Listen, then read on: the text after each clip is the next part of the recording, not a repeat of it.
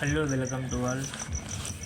आइए आज हम पढ़ते हैं दो सिंपल सेंटेंसेस को एक सिंपल सेंटेंस में जोड़ना और बनाएंगे इसको नॉमिनेटिव एब्सोल्यूट के द्वारा। नॉमिनेटिव एब्सोल्यूट का प्रयोग तब करते हैं जब दोनों सेंटेंसेस सब्जेक्ट भिन्न भिन्न हों, और लगभग पार्टिसिपल केस जैसा ही नियम इसका भी होता है, केवल सब्जेक्ट्स भिन्न भिन्न होते हैं और पहले सब्जेक्ट्स को लगभग प्रायः हम अपने उसी के स्थान पे रखा रहने देते हैं। अब यह पार्टिसिपल से मिलता हुआ रूल है, केवल सब्जेक्ट भिन्न होने के कारण प्रथम सब्जेक्ट का प्रायः स्थान नहीं बदलता। पहले example, the police arrived, the dacoits ran away. Police पहुंची, पुलिस पहुंचने के बाद जो डकैत थे वो भाग गए। The police having arrived, police के पहुंचने का काम पहले हो गया है इसलिए बना दिए इसको हैविंग से। Police having arrived comma the dacoits ran away. Second separate, the picture was interesting, full stop, we enjoyed it very much. The picture being interesting, अगर is am are was were में से कोई एक helping verb के रूप में है तो उसको हम बीइंग कर देते हैं, चूँकि बी का सेकंड फॉर्म ही वाज होता है और फर्स्ट फॉर्म में आईएनजी लगा के हम इसको नॉमिनेटिव एब्सोल्यूट से बना देंगे। तो the picture being interesting comma we enjoyed it very much. हम चलिए नेक्स्ट एग्जांपल लेते हैं। The rain stopped. Next, the rain stopped. Full stop. The children gathered. The children gathered in the playground. In the playground. अब इसको जोड़ेंगे जब हम,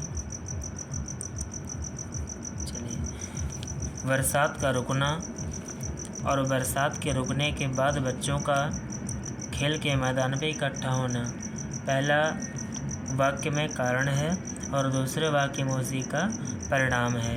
तो बरसात जब पूरी तरह से रुक गई उसके बाद बच्चे बाहर निकले और खेल के मैदान पे इकट्ठा हो गए। तो हम बनाएंगे इसको सब्जेक्ट्स, पहले सेंटेंस का सब्जेक्ट रेन है और दूसरे का द चिल्ड्रेन है। द रेन को उसी के स्थान पे रखा रहने देंगे। The rain having stopped. The rain having stopped, comma लगाएंगे, कॉमा के बाद the children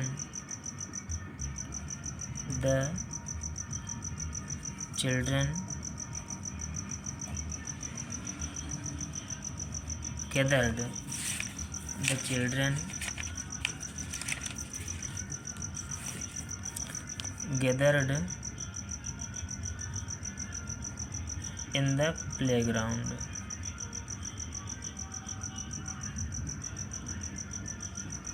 चलिए नेक्स्ट एग्जाम्पल लेंगे, fourth number. It was December,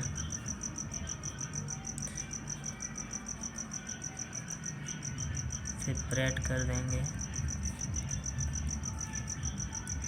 it was December. Next वाक्य, I went Nainital in Christmas holidays. I went Nainital,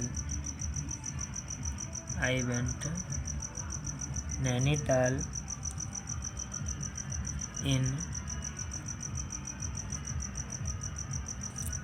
Christmas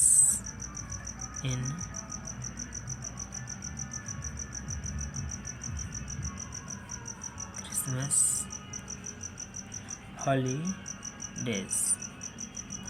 चलिए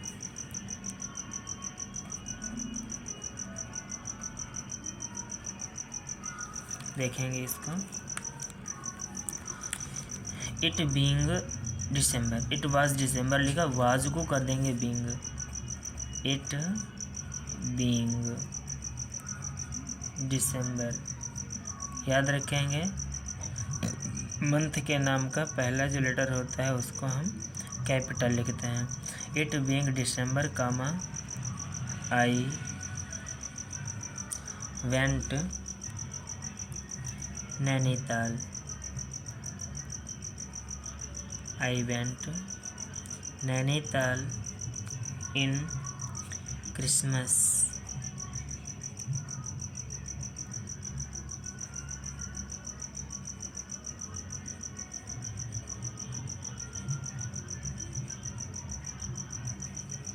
holidays.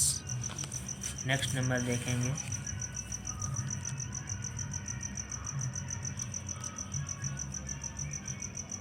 English में अधिक से अधिक वर्ड पावर, जितनी वर्ड पावर होगी उतने अच्छा कार्य होगा। नेक्स्ट एग्जाम्पल है, his father was dead,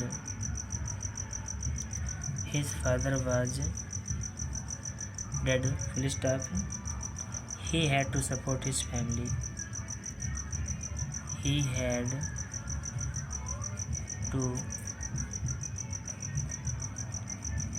support his family।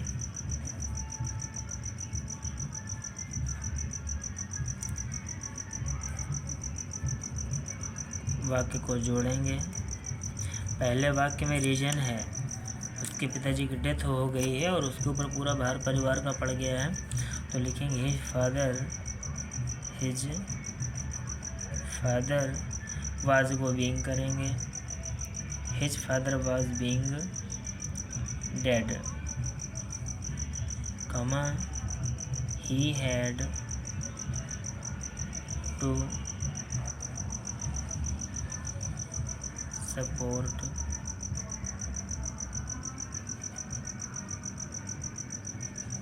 his family।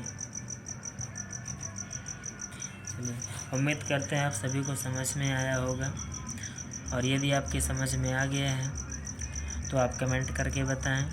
यदि नहीं आया है, कहीं पे भी आपको दिक्कत है, तो आप उसके लिए कमेंट कर सकते हैं, अपने क्वेश्चन को ऐड कर सकते हैं, और चैनल को सब्सक्राइब करना ना भूलें।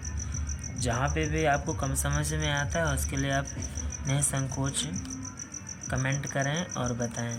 Thank you for watching the video.